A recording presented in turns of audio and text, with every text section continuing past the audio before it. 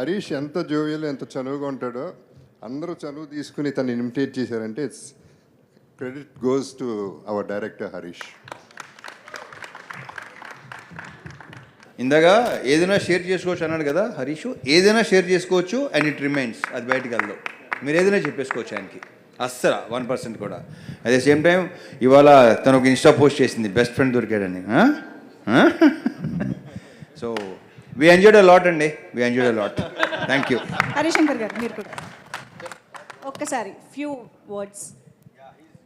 Yes, good evening, thank you everybody, thank you so much.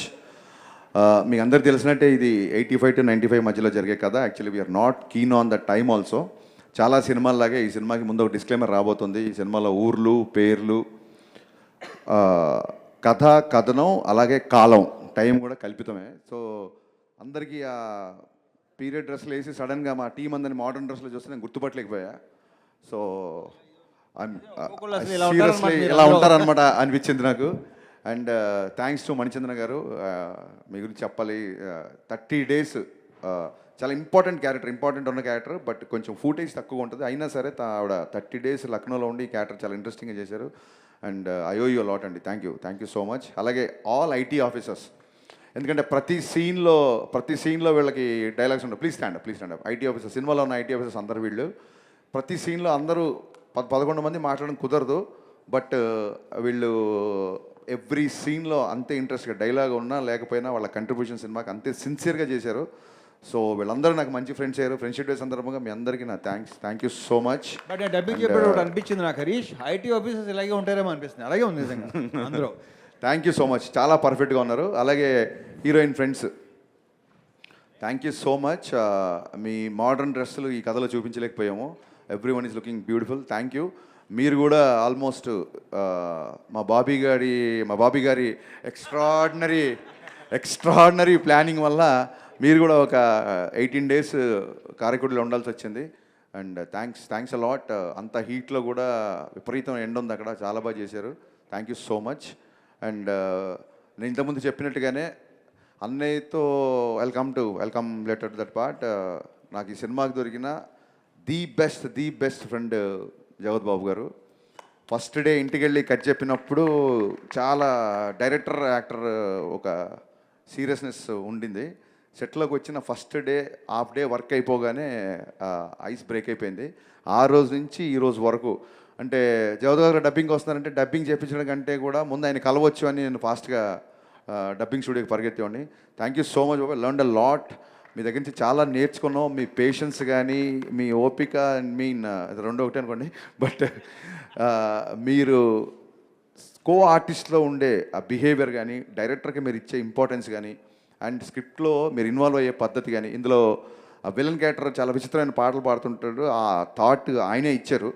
చాలా చోట్ల dialogue నేను ఇలా చెప్పొచ్చా, ఇది చేయొచ్చా అంటే ఒక నోట్స్లా రాసుకున్నారు ఆయన క్యారెక్టర్. సో ఈ క్యారెక్టర్ రేపు పొద్దున మీకు నచ్చిందంటే నా వర్క్తో పాటు జగత్ గారి కంట్రిబ్యూషన్ కూడా ఈక్వల్గా ఉంది. So I want tell this, right from costumes దగ్గర నుంచి, హెయిర్ స్టైల్ దగ్గర నుంచి, he took lot of care for this. Thank you so much అండి. యాక్చువల్గా ఒక డైరెక్షన్ డిపార్ట్మెంట్ చేయాల్సిన పనిలో సగం ఆయన చేశారు, అందుకు చెప్పాలి. ఇకపోతే మా బ్యాచ్, ఇక్కడ నన్ను ఇమిటేట్ చేసిన బ్యాచ్ అందరూ, మామూలుగా ఎవరికన్నా ఆర్టిస్టులకి మీరు రండి, ఆఫీస్ రండి, టచ్లో ఉండండి అని చెప్తాం నెక్స్ట్ ప్రాజెక్ట్కి. ఇప్పుడు ఇమిటేట్ చేసిన వాళ్ళు ఎవరు ఇంకా ఆఫీస్ రాక్కర్లేదు. ఎందుకు రాక్కర్లేదంటే మీరు అంత బాగా చేశారు, మీకు అన్ని ఆడిషన్లు అయిపోయాయి వాళ్ళతో. సో ఇంకా ఫర్దర్గా మిమ్మల్ని ఎప్పుడు ఆడిషన్స్ పిల్లను. సో ఏం లేదు, సినిమా ఫాస్ట్గా తీయాలని ఒక అంటే ఇమీడియట్గా అన్నయ్య ఆల్ ఆఫ్ సడన్ డేట్స్ ఇవ్వగానే సినిమా స్టార్ట్ చేయాల్సి వచ్చింది. సో అన్నయ్య డేట్స్కి ఇబ్బంది పడకుండా ఫాస్ట్గా సినిమా తీయాలని ప్రాసెస్లో డెఫినెట్గా సెట్లో నేను చాలా సీరియస్గా ఉన్నాను. వీళ్ళు చూపించింది చాలా తక్కువ, సత్య చెప్పినట్టు కొన్ని సెన్సార్ మాటలు కూడా ఉండేవి. బట్ ద థింగ్ ఈజ్, నేను అంత సీరియస్గా సెట్లో ఉన్నా సరే వీళ్ళు ఇంత ధైర్యంగా నన్ను ఇమిటేట్ చేసి జోకులు వేశారంటే నేను వర్క్ అయిపోయిన తర్వాత ఎంత జోవియల్గా ఉంటానో వాళ్ళందరికీ తెలుసు. అది కారైక్కుడి అవ్వచ్చు, లక్నో అవ్వచ్చు, 2 చోట్ల 2 హాలిడేస్లో జరిగిపోయాయి మాకు. ప్యాకప్ అయిపోయిన తర్వాత అందరం కూర్చొని కబుర్లు చెప్పుకునే వాళ్ళం, జోకులు వేసుకునే వాళ్ళం. నెక్స్ట్ డే షూటింగ్ ఉన్నా సరే 11-12 వరకు. కారైక్కుడి లక్నో కాదు, ప్రతిరోజు అలాగే ఉన్నారు. సో అందుకే వాళ్ళు చేసినా, ఒకవేళ సెట్లో ఏమైనా గబుక్కున అరిచినా, ఏమైనా మాట్లాడినా అది ఆ షార్ట్ వరకే, అది ఏం మనసులో పెట్టుకున్న వ్యక్తిని కాదని వాళ్ళకి బాగా తెలుసు. సో అందుకు appreciate each and every one. Thank you so much Satya. నేను ఆమిర్ ఖాన్తో పోల్చింది వ్యంగ్యంగా కాదు. I'm telling you, you are blessing to the industry. I'm letting you know. Extraordinary. నువ్వు కానీ, చమ్మక్ చంద్ర కానీ, మా జగ్గయ్య గారి గొంతులో మాట్లాడే మా గిరి కానీ, మీరందరూ ఏంటంటే సహజంగానే మీ బాడీలో ఒక చిన్న హ్యూమర్ ఉంది. సో ఎప్పుడైతే మీకు ఒక మంచి ఎంటర్టైన్మెంట్ ఉన్న డైరెక్టర్ లేదా ఎంటర్టైన్మెంట్ ఉన్న స్క్రిప్ట్ వస్తుందో, ఒక నేనే కాదు, రేపు పొద్దున ఎవరు మీతో ఎంటర్టైన్మెంట్కి ఉన్న స్కోప్ వచ్చిందంటే మీరు అసలు ఇరగ్గొట్టి ఇస్త్రాక్ వేసేస్తారు. యు ఆల్ ఆర్ లైక్, ఒకప్పుడు మనకు సీనియర్ కమెడియన్స్ ఉండేవాళ్ళు, నెక్స్ట్ 25 years వరకు మీరు are going to be replace that అని నా స్ట్రాంగ్ నమ్మకం. నేను మీతో పనిచేసే కాబట్టి నేను చాలా ధైర్యంగా చెప్తున్నాను. యు ఆర్ లైక్, మీ కంట్రిబ్యూషన్ సినిమాకి చిన్న సీన్ అయినా పెద్ద సీన్ అయినా మీరు చేసిన కంట్రిబ్యూషన్ నేను లైఫ్లో ఎప్పటికీ మర్చిపోలేను. ఈ సినిమా సత్య మూలంగా, చమ్మక్ చంద్ర మూలంగా, గిరి మూలంగా వీళ్ళ టైమింగ్ నచ్చి కొన్ని లెంతులు కూడా పెరిగినాయి. ఇప్పుడు ఎడిటింగ్లో అసలు ఏ సీన్ ఉంచాలి ఏ సీన్ తీయాలన్న ఒక డైలమాలో పడేశారు. అంత బాగా చేశారు. Big applause to all the actors అండి, seriously. And coming to Bhagyashri Borse, thank you so much for understanding Telugu and hats off to your hard work. I appreciate that. And first cinema కాబట్టి ప్రస్తుతానికి అడ్జస్ట్ అయిపో. రిలీజ్ అయిపోయిన తర్వాత నేను కదా చాలామంది పొగుడతారు నిన్ను. So wishing you all the best for this. అన్నయ్యతో 3వ సినిమా. చాలామంది అడుగుతుంటారు మిరపకాయ తర్వాత ఎందుకు ఇన్ని రోజులు, ఇన్ని సంవత్సరాలు, ఎందుకు ఇంత టైం పట్టింది అన్నయ్యతో సినిమా తీయడానికి అని. I don't know. రేపొద్దున ప్రీ రిలీజ్ ఈవెంట్లో సినిమా గురించే మాట్లాడుకుంటాం కాబట్టి, ఇది ఇవాళ ఒక ఫ్రెండ్షిప్ డే, ఒక చిన్న ఎమోషనల్గా పీపుల్ మీడియా వాళ్ళు ఫంక్షన్ చేస్తున్నారు కాబట్టి I would like to tell, నా ఫస్ట్ సినిమా షాక్ ఫ్లాప్ అయిన తర్వాత ఫస్ట్ సినిమా ఇవ్వడమే చాలా గొప్ప. నేను జస్ట్ 2 సినిమాలు పనిచేసాను. అంటే వీడే అప్పటి నుంచి రవితేజ గారితో నా జర్నీ స్టార్ట్ అయింది.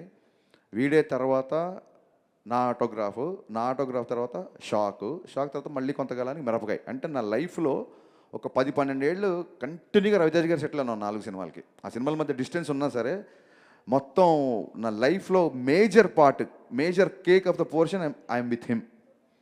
యాక్చువల్లీ ఐఎమ్ విత్ హిమ్ అని చెప్పే కంటే he's with me. Actually is always with me.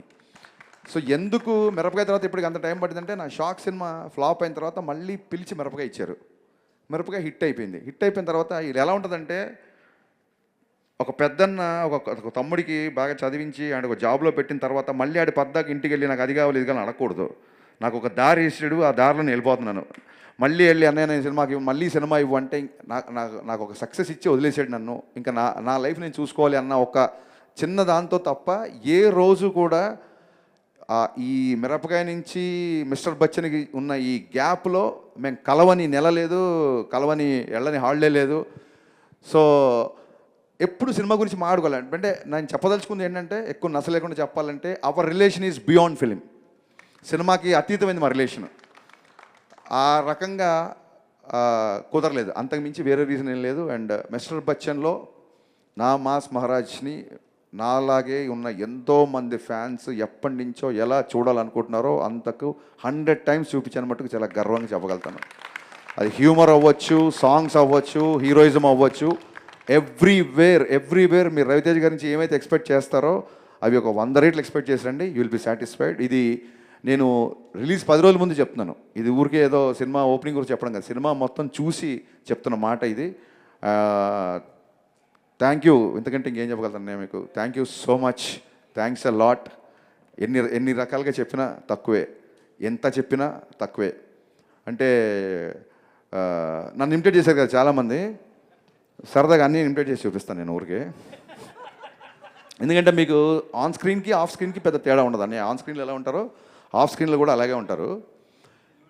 So of స్క్రీన్లో అంటే మేము ఎప్పుడన్నా హాలిడేకి వెళ్ళినప్పుడు, మేము సరదాగా ఎక్కడికైనా వెళ్ళినప్పుడు ఎలా ఉంటుందంటే, ఇది వినాలి. అదిగో. సో ఇదేంటంటే ఎలా ఉంటుందంటే, ఎంత నడక దగ్గర నుంచే అంటే ఎయిర్పోర్ట్కి ఇప్పుడు నేను మా చెరవి సుబ్బరాజు ఇలా మేము హాలిడేకి వెళ్తున్నప్పుడు అన్నయ్యతో, మేము ఎయిర్పోర్ట్కి ఆయన మాకంటే ముందే వస్తాడని తెలుసు, అయినా సరే మేము ఎయిర్పోర్ట్కి పరిగెత్తేసరికల్లా ఆయన ఆల్రెడీ లాంజ్లో కూర్చొని ఉంటారు. ఎయిర్పోర్ట్లో మనకు ఎలా ఉంటుంది, ఏమన్నా ఎయిర్పోర్ట్కి వెళ్ళగానే అక్కడ షాప్స్ ఏంటి అదేంటి కొంచెం ఫ్లైట్ టైం ఉంటే ఇలా చూసుకుంటూ ఇలా వెళ్తుంటాం కదా. సో అన్నయ్యతో ఇలా చూసుకుంటూ, అన్నయ్య ఇది చూసావా అని తెలియజేసరికి ఆయన గేట్ దాటేసి లోపలికి వెళ్ళిపోయి ఉంటారు. ఆయన నడుస్తుంటాడు, మేము వెనకాల పరిగెడుతూ ఉంటాం, వెనకాల విపరీతంగా పరిగెడుతుంటాం, మామూలుగా ఉండదు. షాపింగ్కి వెళ్తాం కదా, నాకు అందుకని ఈ సినిమా ఇన్కమ్ ట్యాక్స్ కాబట్టి నాకు బాగా గుర్తొచ్చింది. ఆయనతో షాపింగ్కి వెళ్ళాం, న్యూయార్క్ షాపింగ్కి వెళ్ళాం. ఇన్కమ్ ట్యాక్స్ ఆఫీసర్ రైడ్ చేసినట్టే. షాపులోకి వెళ్తే ఒక ఇన్కమ్ ట్యాక్స్ రైడ్ చేస్తాడు కదా, దాని రేట్ ఎంత, అది ఏంటి, మన సైజ్ ఇలా ఇలా ఇలా అంటే మనం గబుక్కున వెళ్ళి మనం కొనాలంటే చూసి, ఎస్పెషల్ న్యూయార్క్ వెళ్తే నేను మా బావ ఏంటి మన మిడిల్ క్లాస్ ఫెలోస్ మేము, అది కొనాలనుకుంటే అది దాన్ని చూసి డాలర్లని మళ్ళీ ఫోన్ తీసి దాన్ని ఇంటూ 80-85 అయ్యేసరికి అబ్బాయి నా షాపింగ్ అయిపోయింది, మీరు ఉందా, మీరు కొనుక్కోండి. ఎలాగ హీరో వెయిటింగ్ చేస్తే షాపింగ్ చేస్తే బాగుంటుందా? మీరు కొనుక్కోండి అబ్బాయి, నేను వెయిట్ చేస్తాను. ఎలా వెయిట్ చేస్తాను? మొత్తం సగం షాప్ కొనేస్తాడు అక్కడ. ఎంత ఫాస్ట్గా అయిపోయిందంటే ఇక్కడ ఎవరో అక్రమంగా ఏదో దాచుకున్నారు, దాన్ని మనం సీజ్ చేస్తున్నట్టే ఉంటుంది షాపింగ్. ఫటా ఫటా ఫటా ఫటా ఫటా వేసుకుంటూ వెళ్ళిపోతారు. ఒకసారి ఏమైందంటే ఇలా షాప్కి వెళ్తే ఇంకా మా పరిస్థితి ఎలా ఉంటుందంటే, ఆయన షాపింగ్ చేస్తుంటే వెనకాల నేను మా చోటు ఇలాగ బ్యాగులు పట్టుకొని నడుచుకుంటూ వెళ్ళడమే. ఎందుకంటే ఆయన పట్టుకుంటాడు, ఆయన ఏదో మాతో మోపిస్తున్నాడు కాదు, విపరీతంగా ఉంటాయి. సో ఒక మనిషి పట్టలేనంత ఉంటాయి, పట్టుకొని వెళ్ళడమే. ఒకసారి ఒక షాప్ వాడు ఏంటి ఆయన వెనకాల ఎంతమంది తిరుగుతున్నారు, హూ ఈజ్ హీ అని అడిగాడు. ఇప్పుడు వాడికి అమెరికాలో మాస్ మహారాజ్ అని ఎలా చెప్తాను నేను, నో టామ్ క్రూయిజ్ అంటే of course he's our Tom Cruise అన్నాను. ఆడికి అర్థం అవ్వాలని. సో ఇక్కడ వరకు బాగానే ఉంది. ఆయన మళ్ళీ పెద్ద షాప్ కదా, ఆయన ఎవరు అడిగారు, ఈడు no Will Smith, he's our Will Smith అన్నాడు. వాళ్ళిద్దరు మాడుకుంటారు కదా, అదేంటంటే చచా కాదు ఆడి విల్ స్మిత్ అంటే కాదు ఇదంట, వాళ్ళు కొట్టుకేసుకున్నారు. వాళ్ళు మా దగ్గర వచ్చారు, your friend is saying Will Smith and you're saying Tom Cruise, what is this అంటే మేము గబుక్కునా నిజంగా హీరోనా, మేము వాళ్ళ మీద జోకులు వేస్తున్నామా అన్నట్టు వాళ్ళు ఫీల్ అయిపోయారు, పాపం హట్ అయిపోయారు. నేను అన్నాను ఇద్దరు కలిపితే ఆయన అని చెప్పాను. సైట్ సీయింగ్ అంటే బాగా ఇంట్రెస్ట్. అన్నయ్య సైట్ సీయింగ్ గురించి మనం ఖచ్చితంగా మాడుకోవాలి. నేను చెప్పాలి, మేము ఒక మంచి అన్నయ్య మమ్మల్ని ఒక పెద్ద ఒక 46th floor 50th floor Time స్క్వేర్లో బిల్డింగ్ టాప్ స్టార్ బిల్డింగ్లో కూర్చోబెట్టాడు. మాకేమో ఎప్పుడెప్పుడు కింద టైమ్ స్క్వేర్కి వెళ్ళి చూడాలా అని కోరిక. సైట్ సీయింగ్ అంటే ఒక కొత్త డెఫినేషన్ ఇచ్చాడు అన్నయ్య, అది మీరు కూడా తెలుసుకోవాలి. సైట్ సీయింగ్ అంటే జస్ట్ సైడ్ నుంచి చూడడం అనమాట ఇలాగా, అది సైట్ సీయింగ్ కాదు, సైట్ సీయింగ్.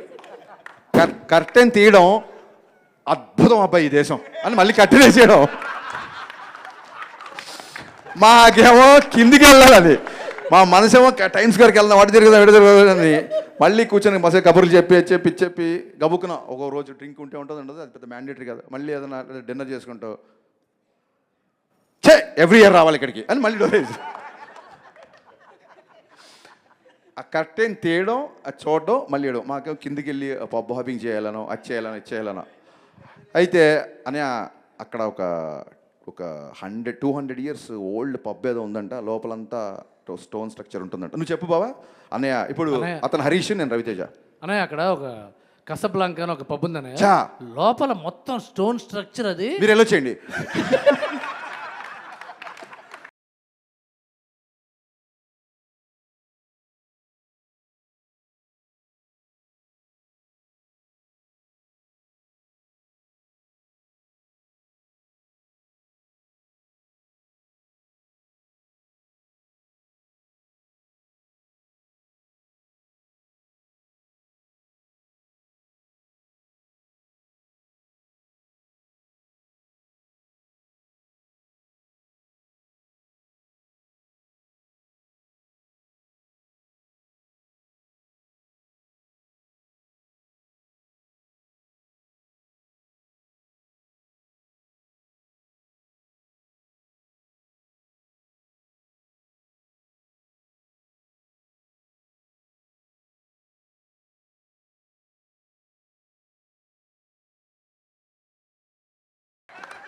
అన్నయ్య అది కాదు, మీరు వెళ్ళొచ్చండి అబ్బాయి హాలిడే వచ్చినప్పుడు ఇగో రిస్ట్రిక్షన్ మీరు వెళ్ళొచ్చండి. అన్నయ్య అక్కడ మీరు వెళ్ళొచ్చండి.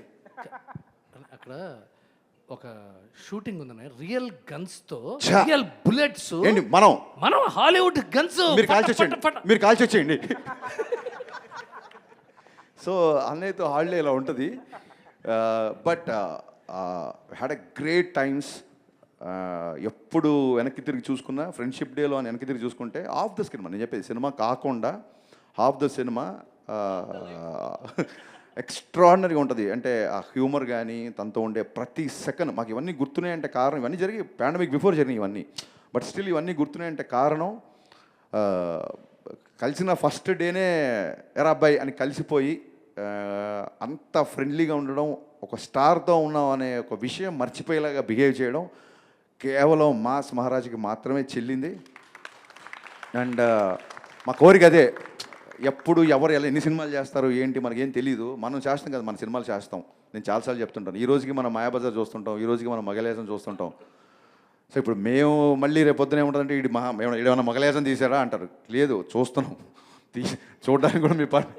సో ఏంటంటే రేపు పొద్దున రాబోయే సంవత్సరాల్లో మేబీ ఒక 10 years తర్వాత, 15 years తర్వాత, 30 years తర్వాత కూడా ఇప్పుడు జరుగుతున్న ఇవన్నీ including today's date it will be a forever memory.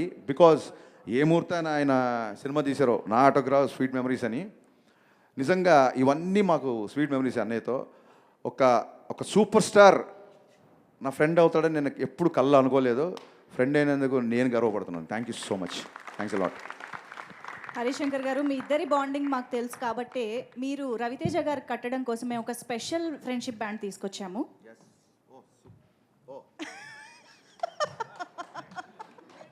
మిరపకాయ్ department పెట్టిన పేరు మిరపకాయ్. సో మిరపకాయ ఎంత బ్లాక్ బస్టర్ అయిందో దానికి మించి మిస్టర్ బచ్చన్ రికార్డ్స్ సృష్టించాలి అని కోరుకుంటూ all the very best Harishankar గారు అండ్ రవితేజ గారి కాంబినేషన్ మరొకసారి బ్లాక్ బస్టర్ కాంబినేషన్ అవ్వాలని కోరుకుంటూ ఉన్నాము. ఒక్కసారి గట్టిగా claps for this beautiful combination.